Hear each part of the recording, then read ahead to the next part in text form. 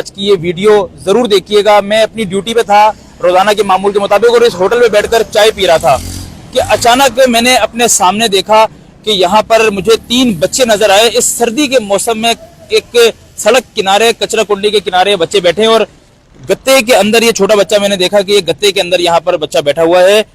आज मैं यहाँ कोई सहाफत नहीं कर रहा, ना ही मैं कोई ऐसी स्टोरी करने जा रहा हूँ कि मुझे इस पे शायद व्यूज मिलेंगे।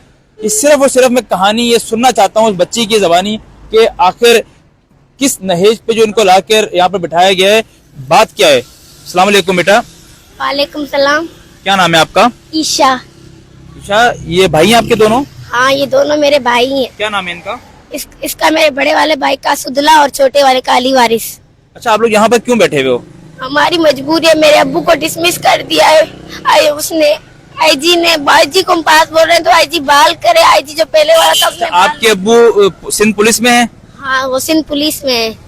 क्या नाम है उसका? अमानुल्लाह। अच्छा, अमानुल्लाह की बेटी है। यहाँ पर जो आपने कैंप लगाया हुआ है पिछले 2-3 महीनों से, हाँ। अमानुल्लाह जो कांस्टेबल थे, गालिबन गोटकी पे कहीं पर उनको डिसमिस किया गया था, उन्हीं की बेटी हैं आप? हाँ, उनकी बेटी हूँ मैं। उनकी बेटी है? हाँ। अच्छा, मुझे ये बताएं कि कितना टाइम हो गया आपको यहाँ बैठे हुए? 2-3 महीने से मैं देख रहा हूँ आपको कि शायद यहीं पर आप पहले आगे बैठे हुए थे, अब आप लोग यहाँ पर आ गए। 4 महीने हो गए हमको उधर बैठे हुए, पर अभी तक कोई भी मसला हल नहीं हुआ हमारा।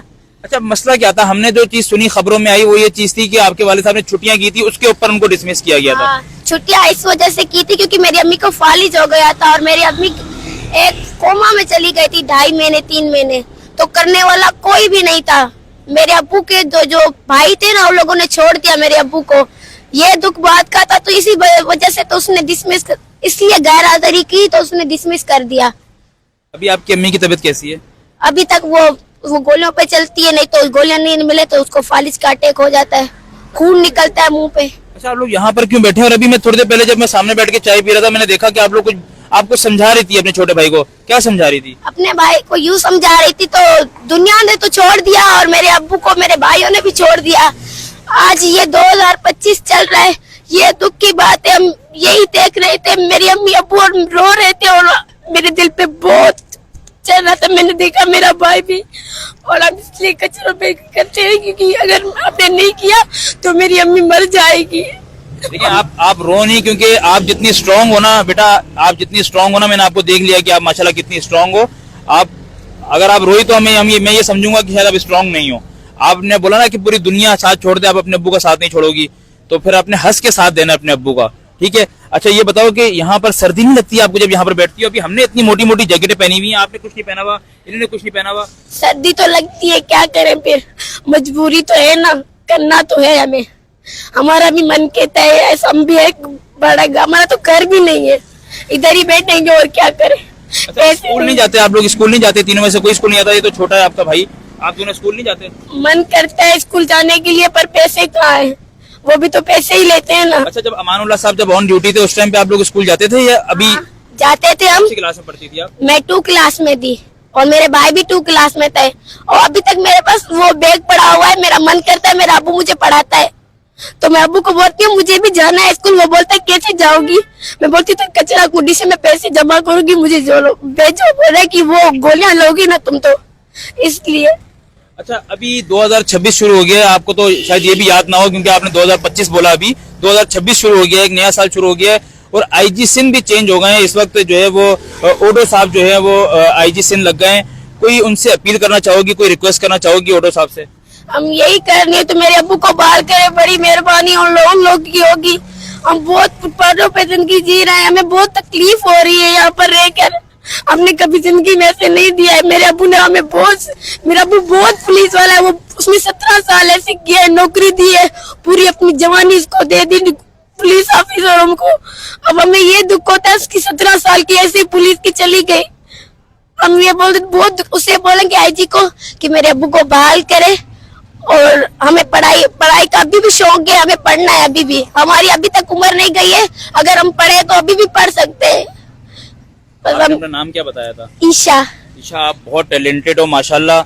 आपने अपने जो आपका इस वक्त जो नैरेटिव है ना, आपने इससे नहीं हटना। जो चीज आपने सोची हुई है ना, आपने इस बात पे कायम रहना। इंशाल्लाह कोई ना कोई जरूर बेटा जरिया बनेगा।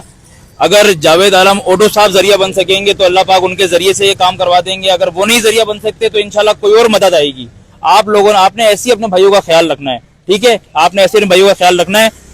नाज़रीन, इस वक्त आप यकीन करें कोई एक्टिंग नहीं कर रहा, मेरे पास अल्फाज नहीं है, मैं एक सहाफ़ी हूँ, मेरे पास लेकिन अल्फाज नहीं है कहने को। इन बच्चों की कहानी अगर आपने कभी सुननी है तो आप प्रेस क्लब आएँ, और प्रेस क्लब पे आके ये इसी रोड के ऊपर मुझे अक्सर नजर आते हैं। लेकिन आज जब मैंने इनको यहाँ कचरा कुंडी के करीब देखा तो मुझे बहुत ज़्यादा अफसोस हुआ और मैंने सोचा कि जाके इनसे बात कर ली जाए। मुझे आइडिया था कि ये अमानुल्लाह कांस्टेबल के बेटे हैं। मैं सिर्फ एक रिक्वेस्ट करना चाहूँगा, एज अ सहाफ़ी भी नहीं, मैं एज अ जर्नलिस्ट एक सवाल नहीं करना चाहता, मैं एक इंसानियत के नाते एक सवाल करना चाह रहा हूँ। ख़ास तौर पर मैं अपील करूँगा जावेद आलम ऑटो साहब से, आप नए IG सिंध अपॉइंट हो गए हैं सर। पुलिस के अंदर जो भी ऐसी गलतियां होती हैं, जो भी मामला होते हैं, उनके एहतसाब बहुत जरूरी है, मैं मानता हूं, उनका एहतसाब जरूर करें, लेकिन उनकी किसी गलती की जो है सजा इन बच्चों को नहीं मिलनी चाहिए। पाकिस्तान की मुस्तकबिल है सर, ये वो मुस्तकबिल है। आपने देखा इस बच्ची का कॉन्फिडेंस, अगर कोई एक ऑफिसर की बेटी भी होती है, मैं समझता हूँ कि इसके अंदर ये कॉन्फिडेंस नहीं होता जो 4 महीने से सड़क पे बैठ के इस बच्ची का आज कॉन्फिडेंस मैं यहाँ पर देख रहा हूँ। मैं आपसे रिक्वेस्ट करता हूँ कि आप यहाँ पर जरूर एक मरतबा आएँ और इन बच्चों से मिलें।